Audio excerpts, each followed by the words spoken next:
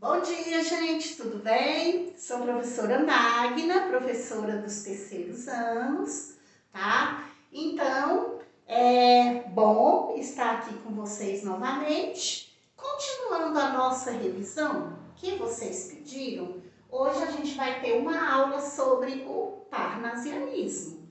Parnasianismo, o período literário que vocês viram lá no segundo ano. O parnasianismo andou junto com o realismo e o naturalismo. Só que, diferentemente do realismo e do naturalismo, que voltavam para a realidade, o parnasianismo estava mais preocupado com a arte, né? Uma poesia mais, um retorno aos clássicos, uma poesia mais descritiva, tá, gente? Então, o parnasianismo, ele não teve muito destaque na Europa, por isso que vocês não viram parnasianismo lá em Portugal. O destaque maior foi aqui no Brasil, tá? Século XIX, tá? Então, no Brasil, iniciou-se em 1882, mas já no final da década de 1870, gente, as ideias parnasianas já estavam sendo difundidas, tá? Então, o que aconteceu no Diário do Rio de Janeiro, aí estavam de um lado autores do romantismo, com ideias ainda românticas. De outro lado, os autores realistas, os autores parnasianos. Então, a isso tudo, essa luta, essa batalha dessas ideias aí, chamou-se Batalha do Parnaso. Por quê, gente? Parnaso tem a ver com a origem do parnasianismo. Qual que foi essa origem? Está associada ao Parnaso grego, que é uma região lá da Grécia Central, consagrada a Apolo e às musas. Por isso que fala, uma das características do parnasianismo é um retorno à tradição greco-latina, né? Aos clássicos lá da antiguidade.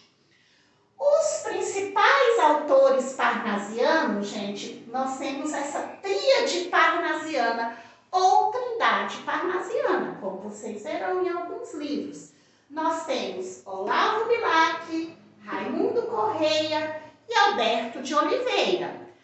Olavo Bilac, considerado o príncipe dos poetas brasileiros, né, por toda a sua perfeição formal, tá? Escreveu poemas, escreveu textos em prosa. Olavo Bilac também é autor da letra do hino à bandeira. Vejam bem um pedacinho do hino. Beleza. Então, nós temos Raimundo Correia, que é o mais formal dos parnasianos. Daqui a pouco, quando a gente for ver as características do parnasianismo, eu vou colocar um poema aqui de Raimundo Correia para vocês verem. E Alberto de Oliveira, essa aqui é a tríade parnasiana.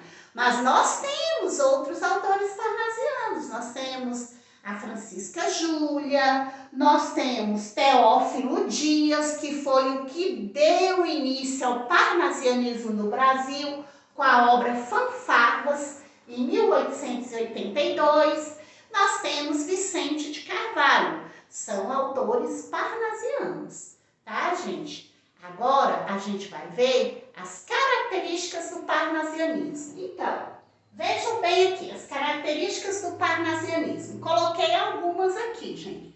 Gente, silêncio, presta atenção, estou conversando demais. Olha lá, presta atenção aqui no quadro, tá? Silêncio. Então, gosto pelo soneto. Daqui a pouco eu vou passar um modelo de um soneto aqui do parnasianismo. Lembra que nós estudamos lá no primeiro ano, que vimos lá um capítulo do livro lá do primeiro ano só sobre poema? Então, a gente viu o soneto. O que é o soneto? É um texto em verso, um poema, né? Então, um texto em verso com 14 versos. Então, esses 14 versos é dividido em 2 quartetos e 2 tercetos. Gosto pelo soneto, perfeição formal, aquele rigor formal, tudo certinho. certinho, as rimas.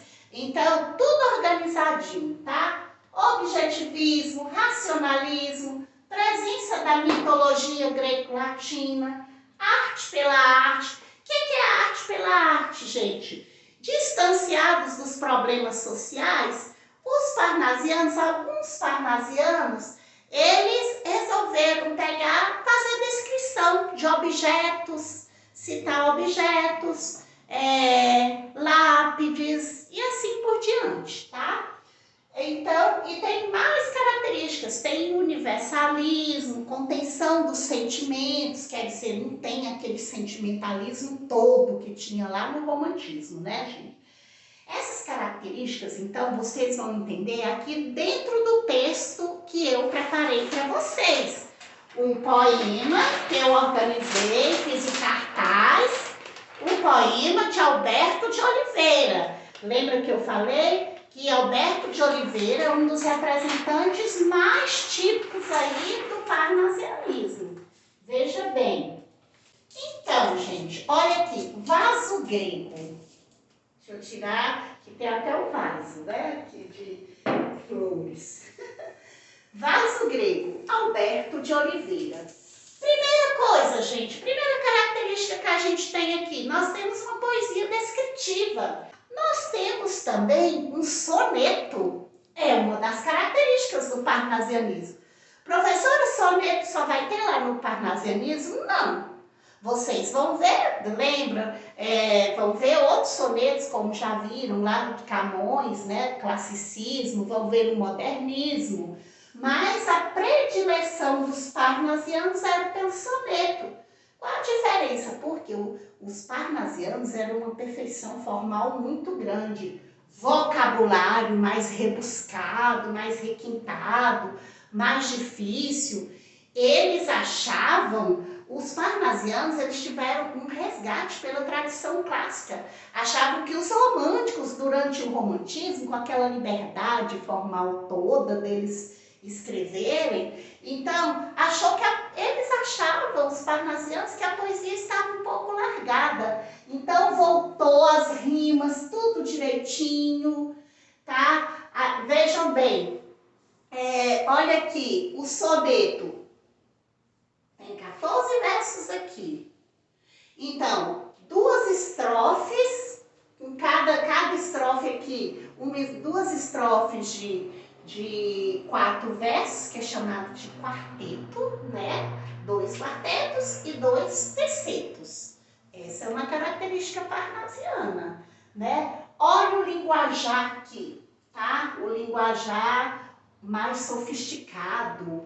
Então, eu não vou ler o poema todo não, mas aqui só para vocês verem, olha. Esta de áureos relevos, trabalhada de divas mãos, brilhante copa, um dia, já de aos deuses servi como cansada, vinda do Olimpo, ao novo Deus servia. Olha a mitologia, gente, a alusão aqui à mitologia, né? Olha aqui, Teos, era o poeta de Teos. Teos, quem era Teos? Deus, divindade, Deus com letra minúscula, tá, gente? Deus, divindade. Olha aqui, pétalas, colmada. Colmada, o que é aqui? Colmada é coberta, tá? Então, veja bem, tudo, olha aqui, colmada, esvazada, olha as rimas aqui, tá? Então, olha aqui, depois mais o lavor da taça de mira, lavor, trabalho. Então, a gente vê assim, nossa, é uma poesia um pouco mais difícil, né, gente, no parnasianismo. Realmente, é uma poesia bem descritiva, é característica, a presença da mitologia greco-latina, né? Olha aí, Teos, Deus, divindade. Olha no final aqui, qual se essa voz de Anacreonte fosse. Anacreonte é um poeta lírico grego, tá? É um poeta lírico grego. A gente tem também uma figura de linguagem aqui, tá? Hipérbato, que é inversão frasal, né? Inversão frasal. Às vezes uma frase começa aqui com um verbo, né? A troca de palavras, a troca de frases aqui, tá bom? No lugar.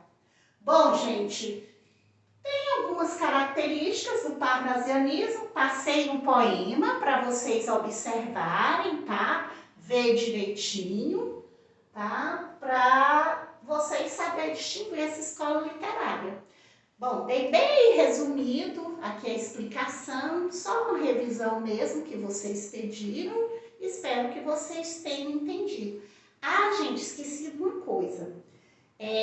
Só para lembrar aqui, esses parnasianos, Alberto de Oliveira, Raimundo Correia, Olavo Bilac, eles foram muito criticados depois pelos modernistas.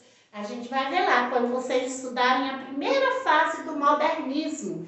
Então, eles criticavam muito essa poesia certinha aqui dos parnasianos, tá? Os modernistas, eles voltaram, até característica do romantismo lá, eles tinham uma liberdade, eles queriam ter uma liberdade grande para escrever.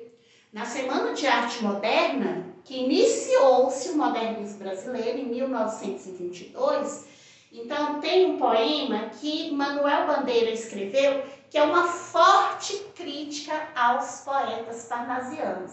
Esse poema chama Os Sapos, quem quiser pesquisar, tá, para ver. Então, os sapos ali é chamando os parnasianos de sapos, criticando essa perfeição formal toda deles aqui, tá, gente? Bom, gente, por hoje é só. Ixi, olha o sinal, tá batendo sinal. Então, até mais, até a próxima. Tchau, beijo.